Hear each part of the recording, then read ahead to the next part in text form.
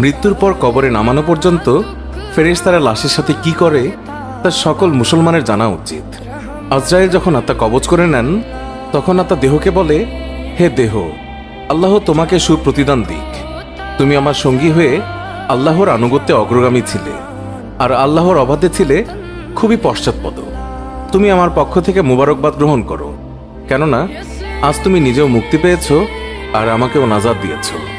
এইভাবে দেহ আত্মাকে মুবারকবাদ দেয়। মুমিন বান্দার মৃত্যুতে জমিনের যেই সকল অংশে সে ইবাদত করত সেগুলো কাঁদতে থাকে। আকাশের যেই সকল দুয়ার দিয়ে তার নেক আমল উপরে উঠত সেই সকল দুয়ার তার জন্য কাঁদতে থাকে। যে দরজা দিয়ে তার রিজিক নেমে আসতো সেই দরজাও কাঁদে। আকাশ জমিনের এই ক্রন্দন দীর্ঘ 40 দিন পর্যন্ত অব্যাহত থাকবে। মালাকুল মউত যখন তার আত্মা কবজ করে নেয় তখন তার দেহের হেফাজতের জন্য সেখানে 500 ফেরেশতা দাঁড়িয়ে থাকে। যদি কেউ তার লাশের পাশ ফিরাতে চায় তখন ফেরেশতারাও এই কাজে মানুষের সহযোগিতা করে। এমনকি কাফন পরিধান এবং সুগন্ধি মাখানের কাজেও ফেরেশতারা অংশ নেয়। লাশের সম্মানার্থে ফেরেশতারা 2 সারি করে ঘর থেকে কবর পর্যন্ত দাঁড়িয়ে যায়। জানাজা পর্যন্ত অতিক্রম করে তখন তারা অভ্যর্থনা জানায়, তার জন্য ক্ষমা প্রার্থনা করে। মুমিনের মর্যাদার এই অবস্থা দেখে ইবলিস এত জোরে চিৎকার করে ওঠে যে তার দেহের হাড়ের কোনো কোনো গ্রন্থির বন্ধন এই সময় ছিঁড়ে যায়। সে আক্ষেপের সাথে তার সঙ্গীদের বলতে থাকে, তোমাদের সর্বনাশ হোক, এই বান্দা তোমাদের ফাঁদ থেকে কিভাবে ফসকে গেল। ইবলিসের সঙ্গীরা বলে, এ নিষ্পাপ ছিল, তাই আমাদের ফাঁদে আটকায়নি।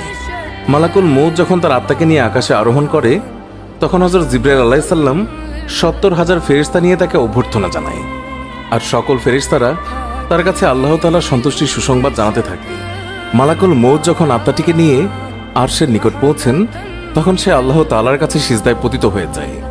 আর সেই সময় আল্লাহ তাআলা ইরশাদ করেন, হে মালাকুল মউত, তুমি আমার বান্দাকে নিয়ে জান্নাতের বাগানে রেখে এসো। তারপর তাকে কবরে নামার পর নামাজ তার ডান দিকে এবং রোজা তার বাম দিকে এসে দাঁড়িয়ে যায়। আল্লাহর রিজিক এবং কোরআন তেলাওয়াত এসে দাঁড়িয়ে যায় তার সিধানের দিকে।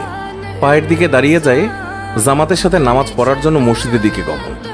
আর তার ধৈর্য কবরের এক কোনায় অবস্থান নেয়। এই সময় আল্লাহ তাআলা তার কবরে আযাবের একটি অংশ প্রেরণ করেন। আযাবটি এসে কবরের ডান দিক থেকে প্রবেশ করতে চায়, কিন্তু নামাজ এসে তাকে বাধা দিয়ে বলে, আযাব, তুমি পিছিয়ে যাও। খোদার কসম, এই বান্দাটি সারা জীবন কষ্টে ছিল, কবরে আসার পর তার কিছুটা আরাম মিলেছে।